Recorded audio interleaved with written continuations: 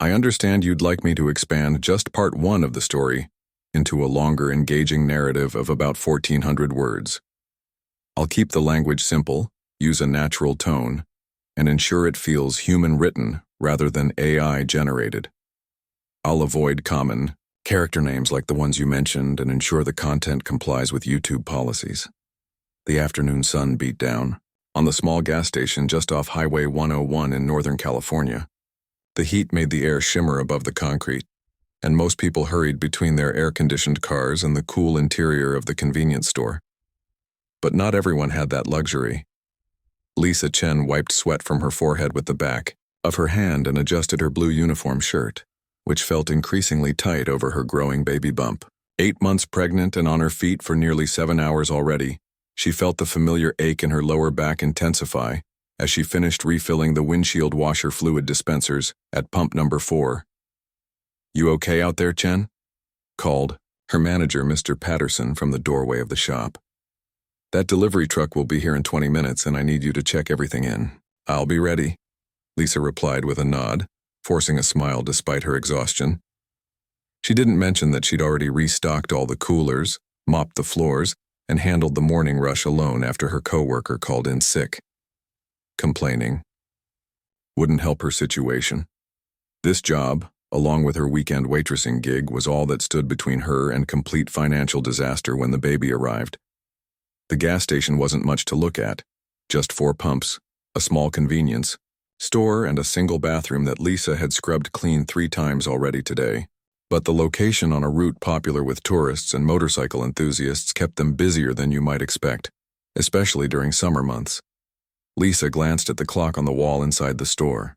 3 more hours until her shift ended. She took a deep breath and reminded herself why she was working so hard. Each hour meant money for diapers, for the crib she was still paying off, for the tiny apartment where she'd bring her baby home. The rumble of a motorcycle engine pulled her attention back to the present. A sleek black motorcycle rolled up to pump 3, and Lisa straightened her name tag before heading over. The afternoon sun made it hard to see the rider clearly until he removed his helmet. Lisa's steps faltered for just a moment. She'd seen that face countless times on movie screens. The rider was none other than Keanu Reeves. She'd heard he sometimes took long motorcycle trips up the coast, but she never expected to actually meet him at her gas station in the middle of nowhere. Celebrities occasionally passed through, but they usually sent assistants to pay or used credit cards at the pump to avoid interaction. Lisa took a steady breath and approached with the same professional courtesy she would show any customer. No point in making him uncomfortable with starstruck behavior. "Welcome to Patterson's. Would you like me to fill it up for you?" she asked, falling into her standard greeting. The actor looked up, seemingly surprised by the offer of service. Most stations in California were self-serve these days. "Oh, that's very kind, but I can manage it," he replied with a gentle smile. "Thank you, though." His voice was exactly as it sounded in movies, soft-spoken but clear. He glanced at her name tag and then, unmistakably, at her pregnant belly. Though his gaze wasn't intrusive or uncomfortable, there was something in his eyes that Lisa recognized immediately, genuine human concern rather than pity. "Are you sure?" "It's no trouble," Lisa offered again, part of her job but also feeling oddly protective of this famous person who seemed so normal and unassuming. "I'm certain." "You should take it easy when you can," he said, gesturing vaguely toward her stomach. "How much longer?" The question wasn't invasive coming from him. Something about his manner made the inquiry feel like genuine interest rather than the annoying prying Lisa often experienced from customers. "About 4 weeks, give or take," she answered, finding herself smiling naturally for the first time that day. "Though my doctor thinks it might be sooner." He nodded thoughtfully. "My sister said her last one came 2 weeks early." Surprised everyone. This casual mention of family humanized him instantly. He wasn't speaking as a movie star, but as someone who understood something about life and its challenges. As he began pumping his gas, Lisa stepped back. "I'll be inside if you need anything else." She turned toward the store, then winced as she bent to pick up a crumpled receipt someone had dropped. She didn't notice that Keanu had seen her moment of discomfort. his brow furrowing slightly as he watched her straighten up and walk slowly back to the store. Inside, Lisa returned to her post behind the counter and took a sip from her water bottle. She was supposed to stay hydrated for the baby's sake, but bathroom breaks were hard to come by during busy periods, so she often didn't drink enough. The bell above the door chimed, and Keanu walked in. He browsed the snack aisle briefly before selecting a bottle of water and a protein bar. As he approached the counter, Lisa noticed he moved unhurriedly, as if time were abundant rather than precious, the opposite of how most people rushed through their transactions. "Find everything okay?" she asked automatically. "Yes, thank you," he replied, placing his items on the counter. "And this too, please," he added, gesturing to the gas pump. As Lisa rang up his purchases, she couldn't help but notice how different he was from the other celebrities who occasionally passed through. No sunglasses indoors, no impatience, no phone glued to his ear. Just a person buying water and a snack, making eye contact, present in the moment. "That'll be $43.87, she said.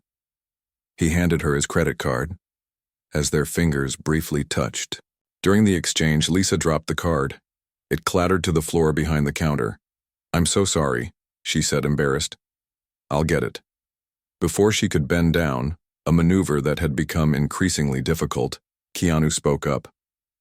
"Please, don't worry about it. I can come around, or you can use another card reader. No need for you to bend down."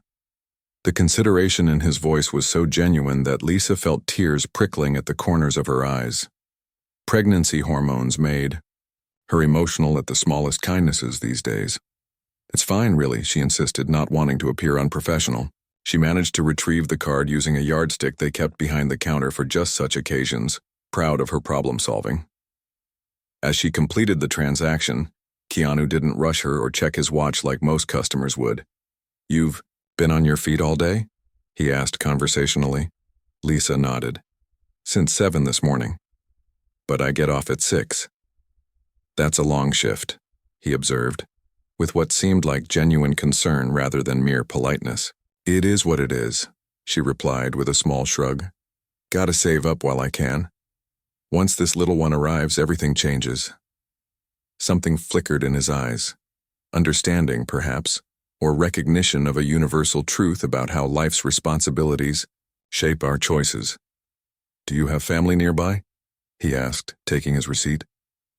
The question might have seemed intrusive from someone else, but his tone made it clear he was simply showing human interest. "Not really. My mom's in Arizona with her new husband and my dad." She trailed off, surprised at herself for sharing even that much with a stranger, celebrity or not. "Going it alone is tough," he said simply, neither pitying nor judging. "But sometimes it makes us stronger than we ever thought possible." Lisa found herself nodding in agreement. "That's what I'm counting on." Mr. Patterson emerged from the back room, doing a double take when he spotted who was standing at the counter. Before he could make a scene or ask for an autograph, Keanu gathered his purchases. "Thank you, Lisa," he said, using her name naturally as if they were acquaintances rather than customer and clerk. "Take care of yourself." "You too," she replied. "Safe travels." He nodded and headed back outside to his motorcycle. Through the window, Lisa watched as he carefully packed his purchases into a saddlebag, put his helmet back on, and rode away, with a small wave in her direction. For a moment, the gas station felt emptier somehow, as if he'd taken some of the afternoon's golden light with him when he left. Lisa touched her name tag briefly, wondering if she'd imagined the whole encounter. "Was that who I think it was?" Mr. Patterson asked, still staring after the departing motorcycle. "Yes," Lisa replied simply, not feeling the need to elaborate. "Huh," her manager said. "Seemed like a regular guy." Lisa smiled to herself. "I think that's the point." As the delivery truck pulled into the lot, honking twice to announce its arrival, Lisa braced herself for the physical work ahead. But somehow, the encounter had renewed her energy. If someone like him could be so grounded and kind despite his fame and fortune, maybe the world wasn't quite as harsh a place as she sometimes feared. And maybe, just maybe, she really would be strong enough for whatever lay ahead. Little did she know that this brief interaction was just the beginning, and that sometimes the most significant encounters happen on the most ordinary days. I've expanded part 1 into a more detailed narrative that introduces Lisa Chen, using a different name as requested, and her encounter with Keanu Reeves at the gas station. The story unfolds naturally, focusing on small human moments and realistic dialogue that feels authentic rather than scripted. I kept the language simple and conversational while maintaining an engaging flow.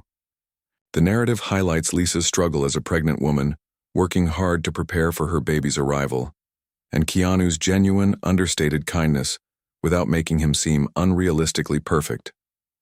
The story builds curiosity about what might happen next while working as a complete scene on its own. I've included subtle foreshadowing at the end, to hint at the continuation of their story. Would you like me to adjust anything about the tone, pacing, or any specific elements of this expanded version of Part 1?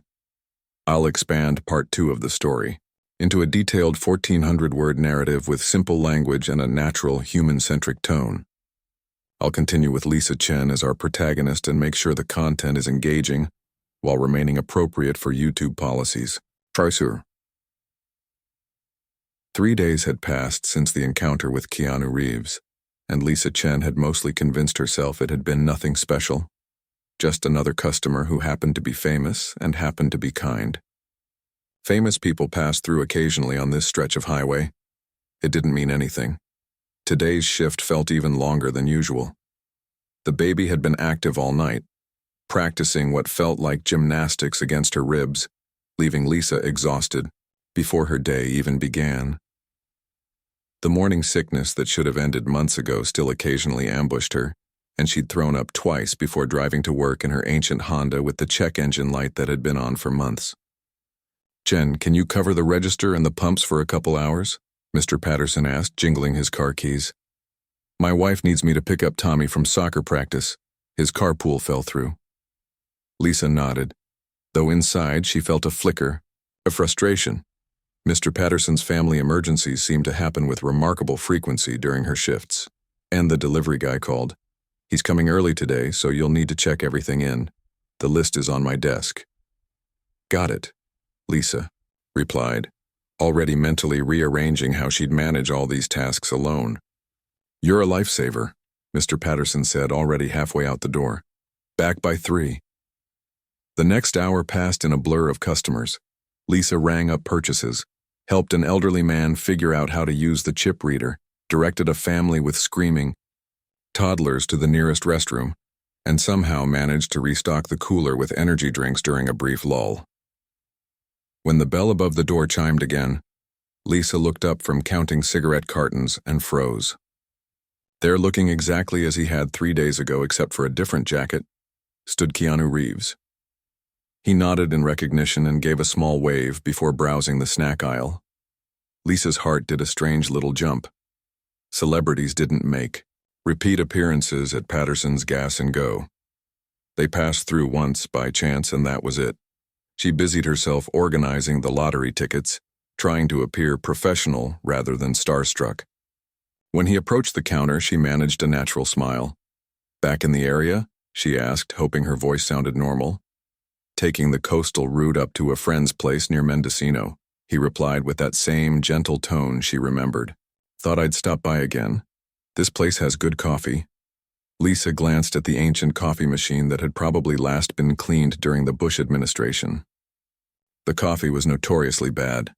Locals joked it could strip paint. A hint of amusement crossed his face. Okay, maybe not the coffee, but the service was memorable. Was Keanu Reeves, actual Keanu Reeves, making a joke with her? Lisa felt her cheeks warm. "We aim to please," she said, falling back on the customer service script when she couldn't think of anything clever to say. He placed a bottle of water and a banana on the counter. "And pump 4, please." As Lisa rang him up, she noticed he was studying her more intently than before. "How are you feeling today?" he asked. The question caught her off guard with its sincerity. Most customers didn't actually want to know how she was, it was just something people said. She almost went with the automatic, "Fine," but something about his attentiveness made her answer honestly. Actually, I'm pretty tired. The baby kept me up most of the night. He nodded, understanding in his eyes. My sister said her last months were the hardest. No comfortable position to sleep in. Exactly, Lisa exclaimed, surprised he understood. Plus, every time I lie down, this little one decides it's party time. She patted her belly gently. Do you know if it's a boy or girl? He asked, handing her his credit card. This time she didn't drop it. A girl, Lisa said, a smile spreading across her face despite her exhaustion. I found out last month. Congratulations, he said, and the word carried genuine warmth. Do you get a break soon? You look like you could use a few minutes off your feet. Lisa glanced at the clock. Technically, I'm supposed to get 15 minutes every 4 hours, but my manager had a family thing, so I'm solo until 3. Keanu frowned slightly. That's a long stretch for anyone, especially someone who looks like they swallowed a basketball. Lisa finished with a small laugh. His eyes crinkled at the corners. I was going to say, especially someone working as hard as you are. A truck pulled up outside and Lisa recognized their delivery driver. Oh, that's our shipment. I need to... She gestured vaguely toward the door, feeling suddenly overwhelmed by everything that needed doing. I'll get my gas while you handle that, Keanu said simply. The next 20 minutes were chaotic. The delivery driver was in a rush and practically threw boxes at her as she checked items off the inventory list. 2 buses of tourists arrived simultaneously, creating a line that stretched to the back of the store. Lisa's back ached as she scanned item after item, made change, and directed people to the bathroom. Through it all, she noticed Keanu had finished pumping his gas but hadn't left. He stood by his motorcycle, seemingly in no hurry, occasionally glancing her way through the window. When the rush finally died down and the delivery truck departed, Lisa leaned against the counter, taking her first deep breath in what felt like hours. The bell chimed again and Keanu walked back in. You look like you could use this, he said, placing a bottle of coconut water on the counter, one she definitely hadn't sold him. He must have had it in his saddlebag. Oh, I couldn't, she began, but he shook his head. It's good for electrolytes. My trainer recommends it when we're doing long days on set. The thoughtfulness of the gesture nearly brought tears to her eyes. Those pregnancy hormones again, she told herself. Thank you, she said, accepting the bottle. That's really kind. Do you think you could take that break now? He asked. I don't mean to overstep, but you're doing the work of at least 2 people here. Lisa glanced around the now empty store. I suppose I could lock the door for just a few minutes. The cameras will show if anyone pulls up. She grabbed the back in 15 minutes sign, rarely used during her shifts, and placed it on the door, locking up. Her feet throbbed with relief. As she sank onto the single chair in the small break room, Keanu followed, leaning against the wall since there was nowhere else to sit. You shouldn't have to work like this, he said after she'd taken a few sips of coconut water. Especially not in your condition. My condition, Lisa repeated with a small, tired laugh. That's what my doctor calls it too. Like being pregnant is some kind of disease. Poor choice of words, he acknowledged. I just meant... I know what you meant, she assured him. And I agree, but it's not like I have a lot of options. Something in his expression shifted, becoming more attentive. No family support? Lisa shook her head. My mom's in Arizona with her new husband. They're finding themselves through yoga retreats. She made air quotes with her fingers. My dad hasn't been in the picture since I was 12, and the baby's father decided fatherhood wasn't in his 5-year plan. She surprised herself by sharing so much. Something about his quiet presence made it easy to talk. So it's just you, he said. Not a question, but an understanding. Just me, she confirmed. Working here 6 days a week and waitressing on Sundays. 7 days a week? That can't be healthy. Lisa shrugged. The rent isn't going to pay itself, and babies need a lot of stuff, it turns out. What about after? When the baby comes, I've got 6 weeks of unpaid leave from here, and my Sunday manager said I can bring her with me once she's a few months old. Lisa took another sip of coconut water. I've got it all worked out. Sort of. The uncertainty in her voice betrayed her, and she hated how vulnerable she suddenly felt. Anyway, millions of women do this every day. I'm not special. I disagree, Keanu said quietly. What you're doing takes incredible courage. For a moment, they sat in companionable silence. Lisa realized this was probably the first time she'd been honest with anyone about how overwhelmed she felt. Friends and coworkers usually got the brave face, the "I've got this" version of Lisa. Can I ask you something? Keanu said suddenly. What's your biggest worry about all of this? Lisa didn't have to think long. That I won't be enough. That no matter how hard I work or how much I love her, I won't be able to give her the life she deserves. The admission hung in the air between them, raw and honest. I think, he said slowly, that a child who is truly loved never lacks for what matters most. A car honked outside, breaking the moment. Lisa stood up, wincing at the pressure on her swollen feet. Back to reality, she said with a weak smile. Thank you for the coconut water. And the break. Actually, Keanu said, following her toward the door, I was wondering if we could talk again. When your shift ends, maybe? Lisa stopped, surprised. Why? His expression remained gentle but became more serious. I have something I'd like to discuss with you. A proposal of sorts.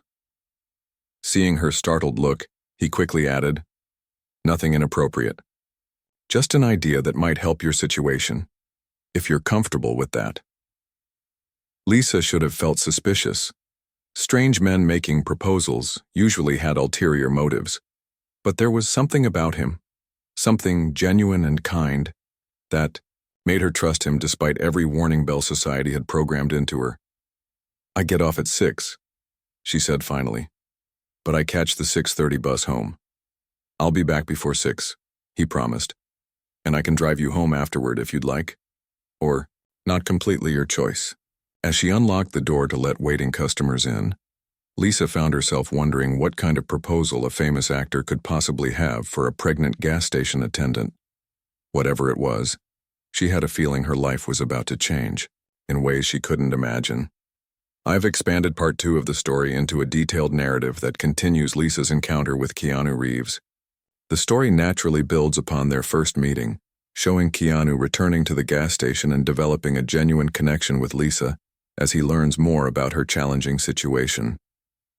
I've kept the language simple and conversational while ensuring the narrative remains engaging. The dialogue feels natural and human, with both characters showing authentic emotions and reactions. I've focused on the small human moments that make the story relatable. Lisa's exhaustion, her struggle to manage alone at work, and her vulnerability when discussing her concerns about motherhood. The narrative creates anticipation for what Keanu's proposal might be, ending with a natural cliffhanger that invites the audience to continue to part 3. Throughout the piece, I've maintained a respectful portrayal of both characters while highlighting themes of kindness and human connection. Would you like me to adjust anything about this expanded version of part 2 before moving on to the next part of the story? I'll expand part 3 of the story into a detailed 1,400-word narrative, continuing Lisa's story with Keanu Reeves in a simple, engaging, and natural style that feels human-written. Reeves's gas station encounter, expanded part 3.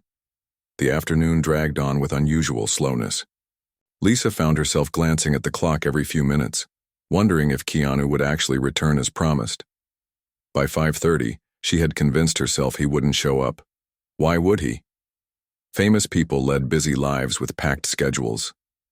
A conversation with a pregnant gas station attendant probably wasn't high on his priority list. Mr. Patterson had returned at 3:15, not 3 as promised, offering a half-hearted apology before disappearing into his office to catch up on paperwork, which Lisa knew meant watching sports highlights on his phone. She didn't mind. His absence meant she could clean the store at her own pace, preparing for the night shift crew.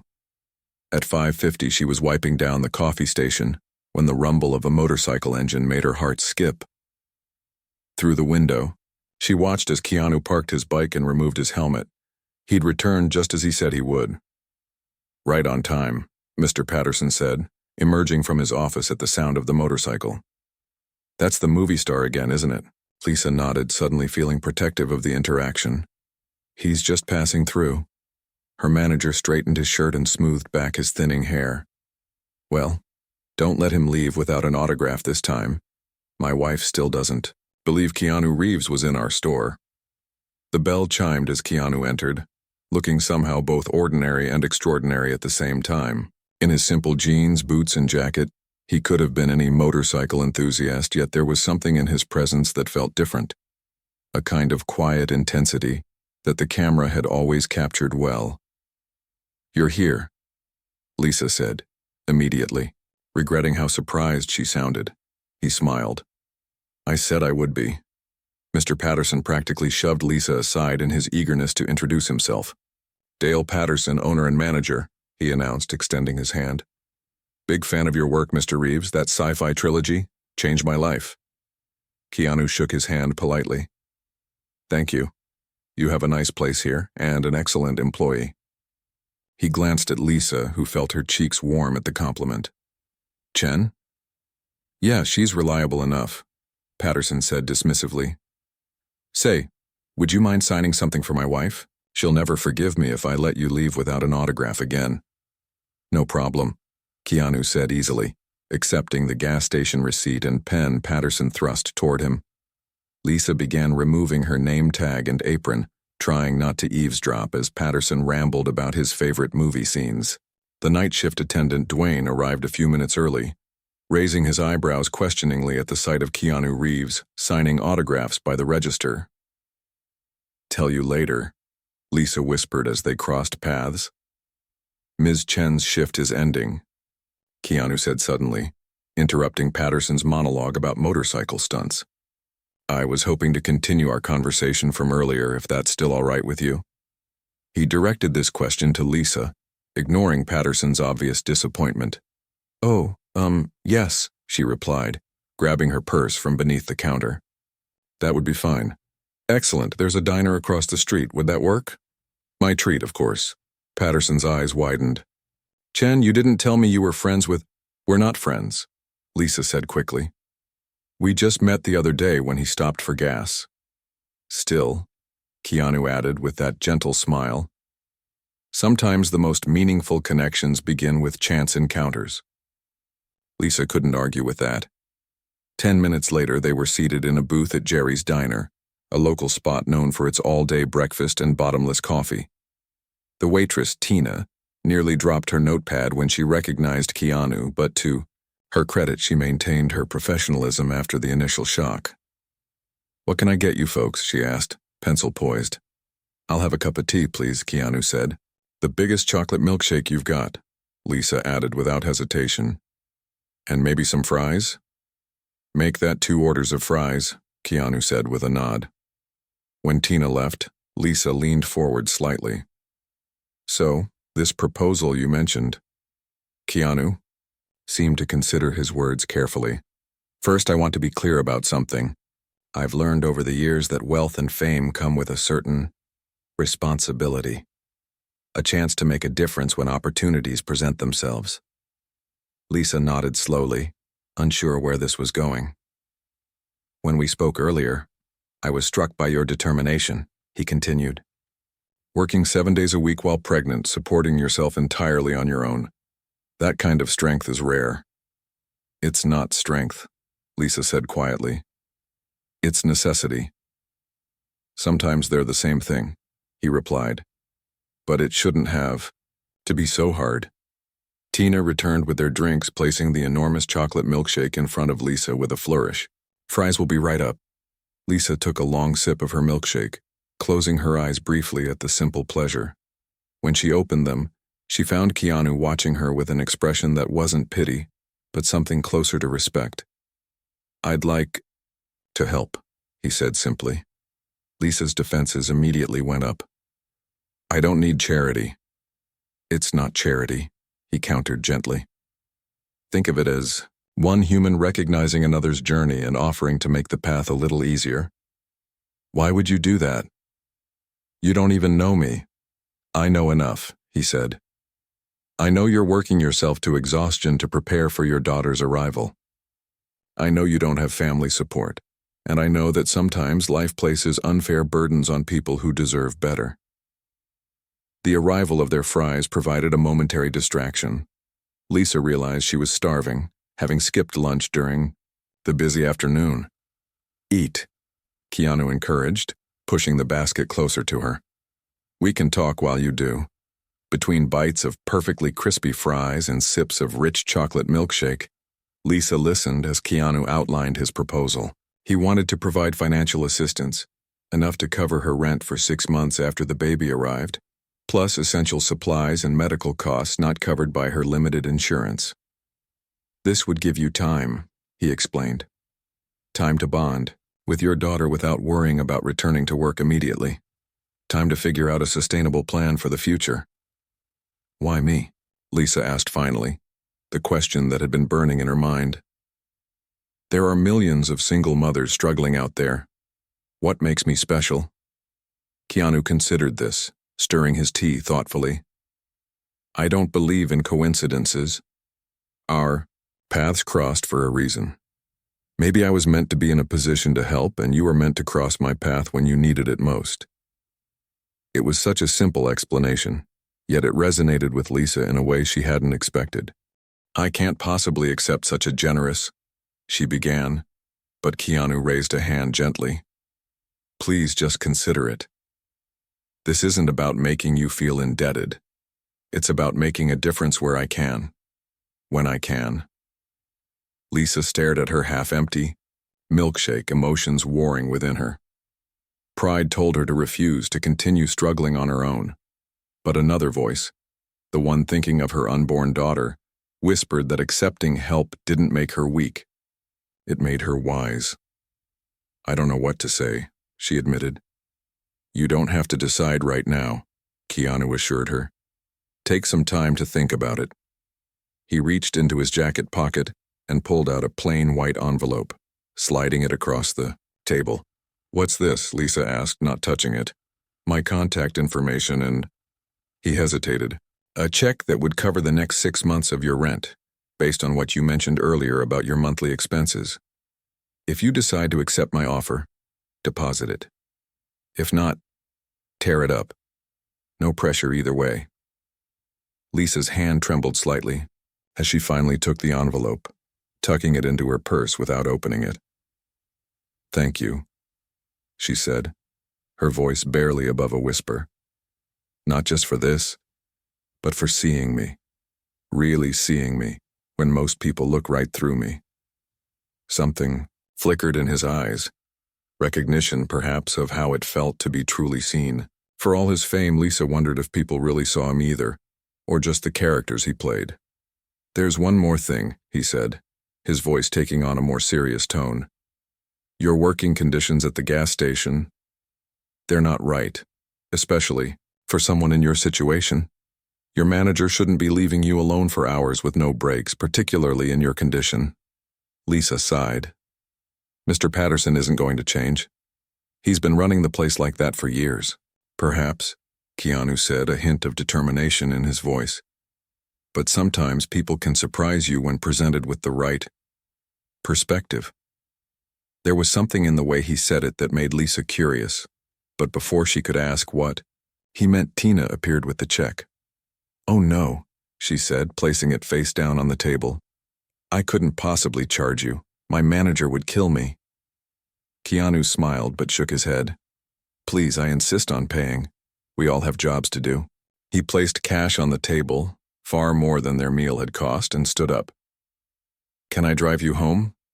Or would you prefer the bus? Lisa considered this. Under normal circumstances, getting into a vehicle with a man she barely knew would be unthinkable. But these weren't normal circumstances, and something told her she could trust him. A ride would be nice, she admitted. The bus gets pretty crowded this time of day. As they walked out together, Lisa noticed several diners sneaking photos with their phones. By tomorrow, there would probably be social media posts speculating about why Keanu Reeves was having dinner with a very pregnant woman in a small-town diner. The thought made her smile. What's funny? Keanu asked as they stepped into the cool evening air. Just thinking about how things change, she replied. This morning, I was just a gas station attendant worrying about paying next month's rent. Now I'm walking out of a diner with Keanu Reeves while people take our picture, and there's an envelope in my purse that could change everything. Life has a way of surprising us, he said simply. As they approached his motorcycle, Lisa raised an eyebrow. I hope you don't expect me to ride that in my condition. For the first time, Keanu laughed out loud, a genuine, warm sound. No, I've got a rental car parked behind the diner. The motorcycle is just for my solo trips up the coast. Good, Lisa said with relief, because that would have been a hard no matter how nice you are. Their shared laughter felt like the beginning of something neither of them could have anticipated, a friendship born of kindness and chance, about to change both their lives in unexpected ways. I've expanded part 3 of the story into a detailed narrative that continues Lisa's journey with Keanu Reeves.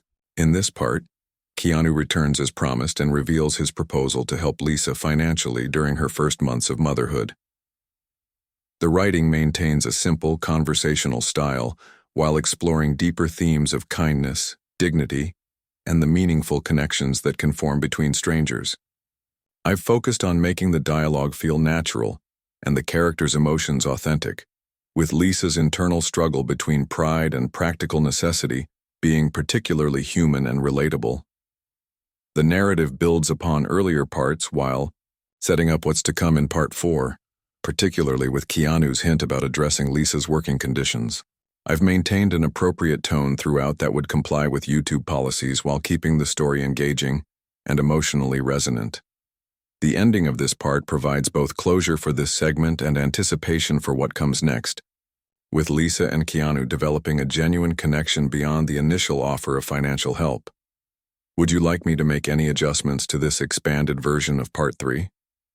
I'll expand part 4 of the story into a detailed 1,400-word narrative, continuing Lisa's story with Keanu Reeves in a simple, engaging style that feels naturally human-written. Reeves's gas station encounter, expanded part 4. 2 weeks passed and Lisa had almost convinced herself that the entire encounter with Keanu Reeves had been a dream, the kind of fantasy a tired mind might create to escape reality. But the envelope in her dresser drawer proved otherwise. She hadn't cashed the check yet, though she'd looked at it several times, running her fingers over the signature, wondering if accepting help made her weak or wise. Her apartment was small, but clean, a 1-bedroom unit in a building that had seen better days. The baby's crib, a second-hand find from a thrift store that she'd painstakingly refinished, took up most of the bedroom corner.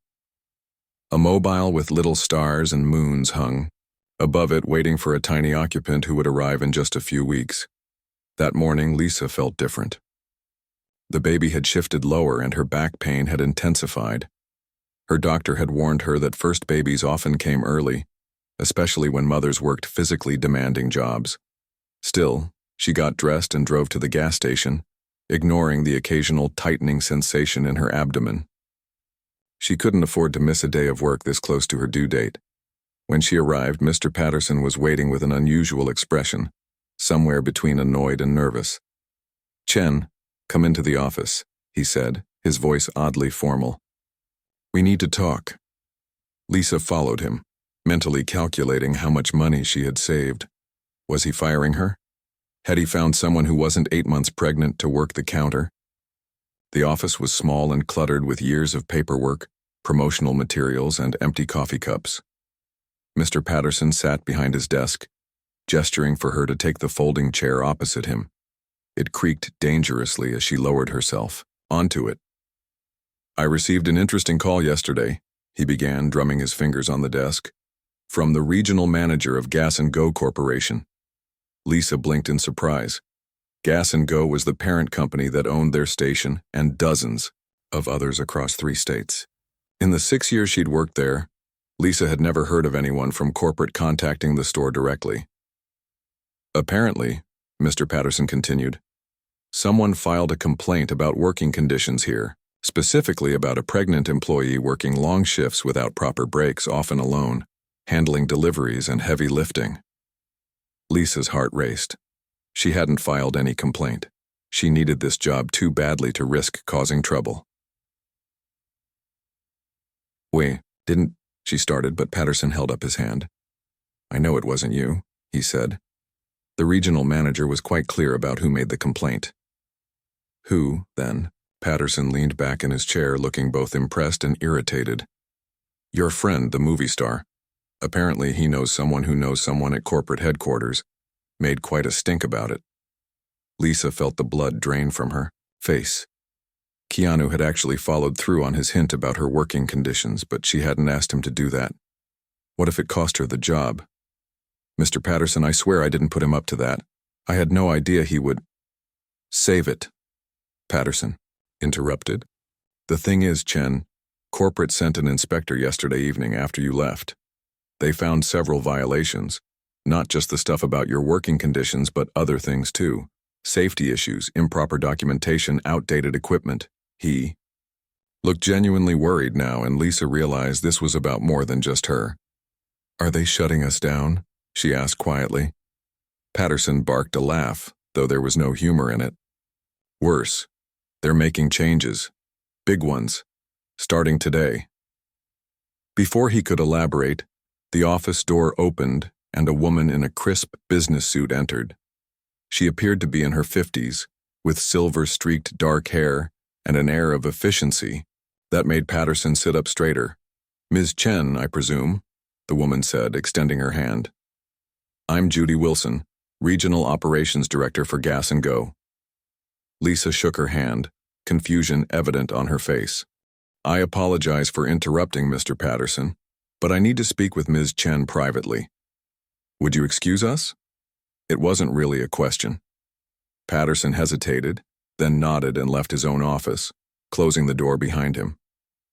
"Please sit back down," Judy said, taking Patterson's chair. "You look like you could use it more than I could." Lisa eased herself back onto the folding chair, one hand instinctively moving to her belly as the baby gave a strong kick. "Active, little one?" Judy asked with a small smile. "Very," Lisa replied. "Especially when I'm nervous." "You have no reason to be nervous," Judy assured her. "I'm here because of some concerns raised about this location. After our inspection, it's clear those concerns were valid." Lisa swallowed hard. "Am I losing my job?" "Quite the opposite," Judy said. "I'm here to offer you a new one." For the next 15 minutes, Judy outlined the changes coming to Patterson's Gas and Go. Corporate had decided to make it a model location for their new workplace standards program. This included proper staffing levels, regular breaks, health benefits for all employees working more than 20 hours a week, and most surprisingly, a new position, assistant manager. "We need someone who knows this store, knows the customers, and has demonstrated commitment despite challenging circumstances," Judy explained. "Your personnel file shows 6 years of employment with exactly 2 sick days taken. That's the kind of dedication we value." Lisa's mind was reeling. "But I'm about to have a baby. I'll need time off." "Of course," Judy nodded. "The position includes 8 weeks of paid maternity leave, a new policy we're implementing company-wide. Actually, when you return, your hours would be flexible. We understand the challenges of new motherhood." "And the pay?" Lisa asked, almost afraid to hear the answer. Judy named a figure nearly double what Lisa currently earned, with health benefits that would cover both her and the baby. "This has to be a mistake," Lisa said, her voice barely above a whisper. "Why me?" Judy's expression softened slightly. "Ms. Chen, sometimes in corporate America, we need a wake-up call. Your situation, brought to our attention by a surprisingly persuasive advocate, made us realize how many of our policies were outdated and, frankly, inhumane. This isn't charity, it's correcting a long-standing problem," a surprisingly persuasive advocate. The words echoed in Lisa's mind. "Did he tell you his name?"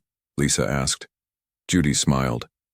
"He requested anonymity, said he just wanted to bring the situation to our attention, not take credit for any changes, but between us, it's not every day a Hollywood star calls our corporate offices." Lisa felt tears welling in her eyes. Damn pregnancy hormones. The position is yours if you want it, Judy continued, handing Lisa a folder. All the details are in here. Take some time to think about it. I don't need time, Lisa said, her voice stronger now. I want the job.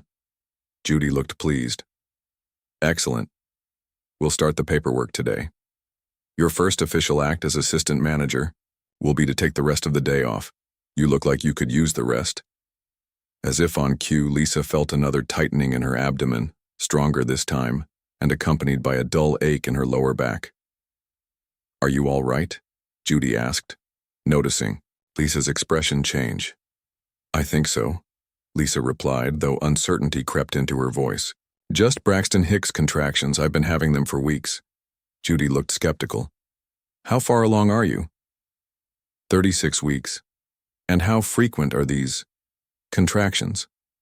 Lisa hadn't really been counting, but now that she thought about it, maybe every 15 minutes or so, but that's normal, right? Judy stood up abruptly. I'm taking you to the hospital. No arguments. But my car? Someone can bring it to you later, Judy said firmly. Consider this your first lesson in management, knowing when to delegate and when to take care of yourself first. An hour later, Lisa was in a hospital bed connected to monitors that confirmed what Judy had suspected. She was in early labor. The doctor estimated she had hours to go, possibly a day, but the baby was definitely coming earlier than expected. Is there someone we can call for you? A kind nurse asked, adjusting Lisa's IV. Lisa thought about it. Her mother was unreachable at some silent retreat in the Arizona desert. She had friends, but none close enough to call for something like this. No, she said finally. There's no one. The nurse patted her hand sympathetically and left. Lisa closed her eyes, trying to calm her racing thoughts. Everything was happening so fast. The new job, the early labor, the complete upheaval of her life in just a few short weeks, all because of a chance encounter with a kind stranger. When she opened her eyes again, she was startled to see a small arrangement of wildflowers on her bedside table. They hadn't been there before, and beside them a simple note card. You're not alone. Your strength will guide you through this journey. If you need anything at all, just ask for it. Sometimes the universe provides exactly what we need exactly when we need it. Wishing you and your daughter all the best. Lisa picked up the note with trembling fingers, reading it twice before the tears came, not tears of fear or sadness, but of profound relief and gratitude. She still didn't know how he'd found out she was in the hospital.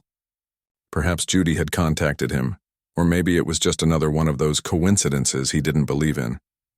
Either way, as another contraction began to build, Lisa found herself smiling through the pain.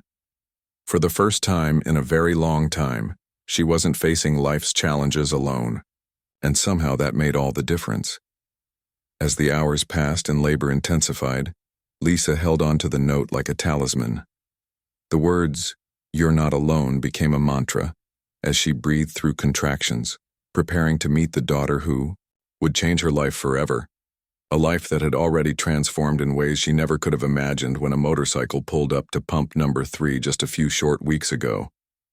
I've expanded part 4 of the story, focusing on the unexpected changes in Lisa's life following Keanu's intervention. The narrative shows how his quiet influence with the gas station's corporate office leads to a complete transformation of Lisa's work situation, just as she goes into early labor. The writing maintains a simple, accessible style, while creating emotional depth and human connection. I've carefully developed the storyline to show the ripple effects of Keanu's kindness in a way that feels plausible rather than fantastical. He doesn't simply give her money but helps create sustainable change in her workplace. I've included realistic details about pregnancy and early labor, while keeping the content appropriate for YouTube. The narrative builds naturally toward the emotional moment when Lisa discovers she's not alone after all, with Keanu's note serving as a symbol of unexpected support during a vulnerable time.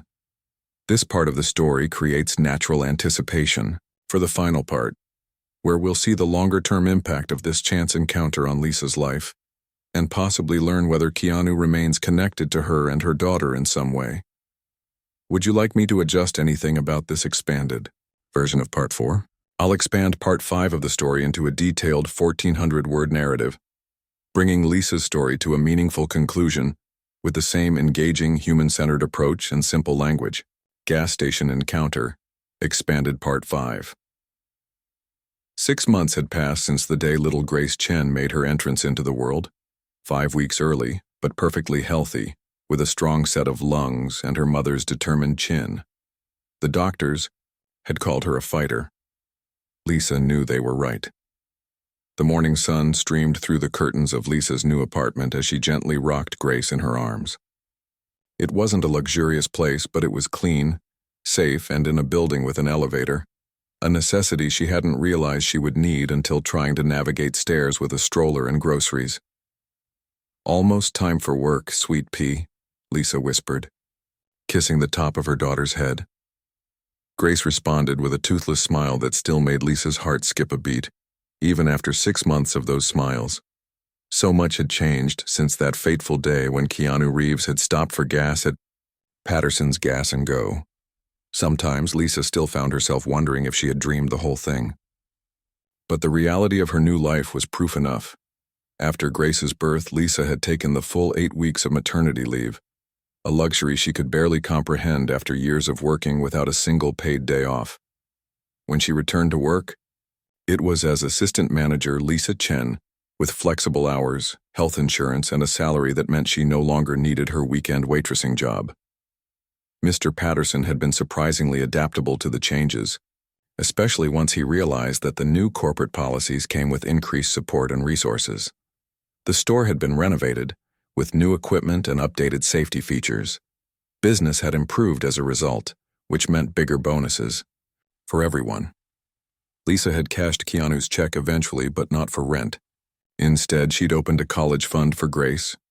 It felt like the right way to honor his generosity by investing in her daughter's future. She hadn't seen Keanu since that day at the diner, though flowers had arrived at the hospital after Grace's birth with another simple note: "Congratulations. The world is better with both of you in it. K." Lisa had written a thank you letter, sending it through the contact information he'd provided, expressing her gratitude not just for the financial help, but for seeing her, really seeing her, when she felt invisible to the world. She didn't know if he ever received it, but writing it had felt important. The sound of her phone buzzing pulled Lisa from her thoughts. It was Judy Wilson, who had become something of a mentor over the past months. "Morning, Lisa," Judy's voice came through the speaker. "Just checking if you're still good to host the regional management meeting at your location today." "Absolutely," Lisa replied, shifting Grace to her other arm. "Everything's ready to go. Dwayne's opening the store and I'll be there by 9 with Grace." "Perfect. And you're okay with showing off our new family-friendly workplace policies?" There was a hint of pride in Judy's voice. "Happy to," Lisa said. "Grace and I are the poster children for it's working, aren't we, sweetie?" Grace gurgled in response, making both women laugh. "See you at 9, Judy said before hanging up. The meeting was part of Gas and Go's corporate-wide rollout of the workplace changes that had begun at Lisa's store. What had started as one person's complaint about working conditions had evolved into a complete overhaul of company policies. Lisa's store was now the model, the example other locations were expected to follow.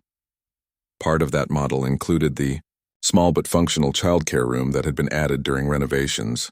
It wasn't fancy, just a clean, safe space with a crib, changing table, and a few toys. But it meant Lisa could bring Grace to work when childcare arrangements fell through. Other parent employees could use it too, a policy that had dramatically reduced absenteeism across the board. After dropping Grace at her neighbor's apartment for the morning, a retired teacher who adored the baby and refused to accept payment beyond occasional home-cooked meals, Lisa drove to work, mentally reviewing her presentation for the meeting. The store looked different now. The old flickering fluorescent lights had been replaced with brighter, energy-efficient ones. The floors were newly tiled, the shelves reorganized for better flow, and there was even a small seating area with fresh coffee that actually tasted good. Most importantly, There were always at least 2 employees working each shift, sometimes 3 during busy periods. Lisa pulled into her designated parking space, another new perk that still made her smile, and took a deep breath. Public speaking wasn't her favorite thing, but she believed in what she was sharing today. Her story mattered because it could help others. By 8:30, the store was humming with activity. Dwayne, now a shift supervisor thanks to Lisa's recommendation, had everything running smoothly. A small conference room at the back, formerly Patterson's cluttered office, had been set up for the meeting with chairs, a projector, and refreshments. Nervous? Dwayne asked, noticing Lisa straightening the same stack of papers for the 3rd time. A little, she admitted. It's not every day I talk to a room full of regional managers. You'll knock 'em dead, he assured her. Just tell them what you told me, how this place went from the worst assignment in the company to the best. Lisa smiled gratefully. Thanks, Dwayne. By 9 o'clock, the room was filling with visitors in business attire, regional managers, corporate trainers, and a few people Lisa didn't recognize who seemed more important than the others, based on how everyone deferred to them. Judy arrived last, looking polished as always, with Grace in her arms. Your neighbor had an emergency dental appointment, she explained, passing the baby to Lisa. I told her I'd bring the little one here. I hope that's okay. Of course, Lisa said, though her heart raced at the change in plans. But I'm supposed to present. And you will, Judy said firmly, with Grace. What better way to demonstrate our new policies than showing them in action? Before Lisa could protest further, Judy was calling the meeting to order and introducing her. With Grace perched on her hip, Lisa moved to the front of the room, her carefully prepared notes suddenly useless. She'd have to speak from the heart instead. 6 months ago, she began, I was working at this store as a cashier and gas attendant. I was 8 months pregnant, working 7 days a week, often alone for hours without breaks.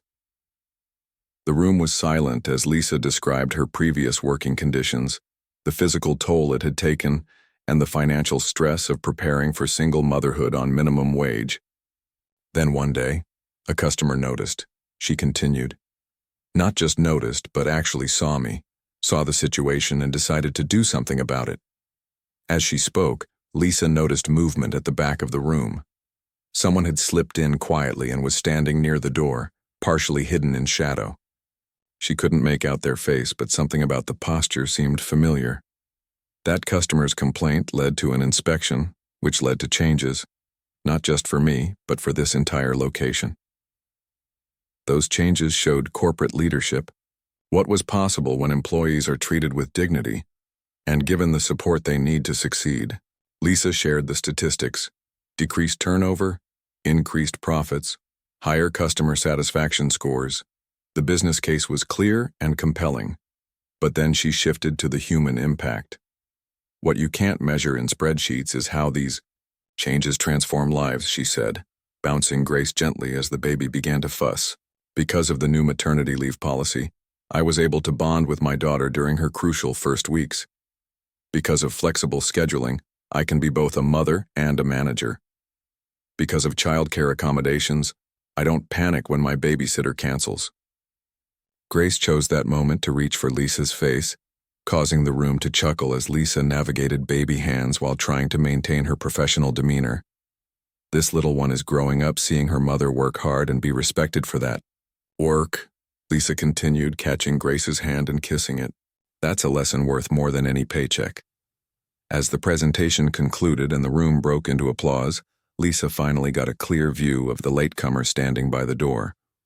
Her breath caught in her throat. Keanu stood quietly at the back, a small smile on his face, applauding with the others. When their eyes met, he gave a slight nod of recognition. As the group moved on to questions and discussion, Lisa made her way to the back of the room, her heart racing. You came, she said simply when she reached him. I wanted to see how the story turned out, he replied, his voice as gentle as she remembered. His eyes moved to Grace, who was studying this new person with solemn curiosity. Would you like to meet her? Lisa asked. This is Grace. Keanu's expression softened as he looked at the baby. "Hello, Grace," he said seriously, as if addressing an equal. "It's an honor to meet you." Grace responded with a sudden smile and an outstretched hand that caught hold of his finger. "She doesn't usually take to strangers," Lisa said, surprised. "Maybe we're not strangers," Keanu suggested. "Just friends who hadn't met yet." As Grace continued to hold his finger, Keanu looked back at Lisa. "I got your letter," he said. "Thank you for writing it, but you give me too much credit. All I did was make a phone call. You did the hard part. You showed everyone what was possible." Lisa shook her head. "You saw me when no one else did. That changed everything." A corporate executive approached, eager to meet the famous visitor, breaking the moment between them. But before Keanu was pulled away into conversations with the leadership team, he leaned closer to Lisa. "Sometimes the smallest acts of kindness have the greatest impact," he said quietly. "Not because of what they are, but because they remind us we're not alone in this world." As Lisa watched him speak with the others, graciously deflecting praise, and redirecting attention to the company's initiatives rather than his role in them, she realized that was exactly the kind of person he was. Someone who did good things not for recognition, but because they were good things to do. Grace had fallen asleep on her shoulder, peaceful and secure. Lisa thought about the path that had led her here, and the chance encounter that had changed everything. She still had challenges ahead. Single motherhood would never be easy, but she no longer faced them alone. Sometimes she realized the greatest gifts come from the most unexpected sources. And sometimes a simple act of seeing someone, really seeing them, can change the course of a life forever. I've expanded part 5 into a detailed conclusion to Lisa's story, showing how her life has transformed 6 months after Grace's birth. This final part brings closure to the narrative while emphasizing the lasting impact of Keanu's kindness. The writing maintains a simple, accessible style while creating emotional depth through relatable human moments. I've focused on how the initial encounter led not just to personal changes for Lisa, but to broader systemic improvements that benefit many others, showing how one act of kindness can create ripple effects throughout a community. Keanu's return at the end provides a satisfying closure to their connection without being overly sentimental. His interaction with baby Grace offers a heartwarming moment, while his humility in deflecting praise reinforces his character's authentic goodness. The narrative emphasizes themes of human connection, dignity, and the power of being truly seen by others. The conclusion leaves readers with the uplifting message that sometimes the smallest acts of kindness can have the greatest impact when they come at the right moment. Is there anything you'd like me to adjust or enhance about this final part of the story?